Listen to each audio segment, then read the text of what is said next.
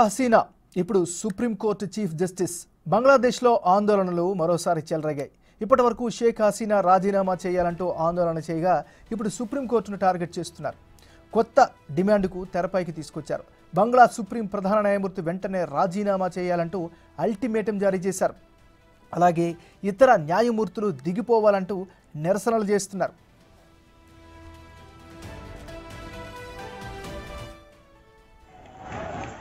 బంగ్లా సుప్రీంకోర్టును ఆందోళనకారులు చుట్టుముట్టారు.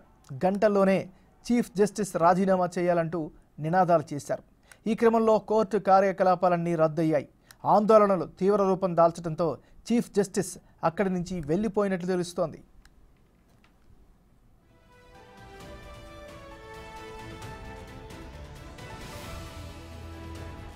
బంగ్లాదేశ్లో కొత్తగా ఏర్పాటైన ప్రభుత్వాన్ని సంప్రదించకుండా ఫుల్ కోర్టు సమావేశానికి పిలుపునిచ్చారని ఆందోళనకారుల ప్రధాన ఆరోపణ.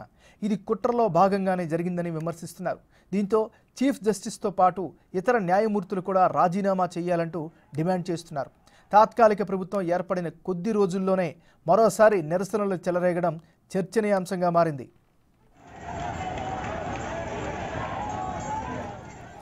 షేక్ హసీనా రాజీనామా చేయాలంటూ జరిగిన ఆందోళనలో సుమారు 40 మంది మరణించారు.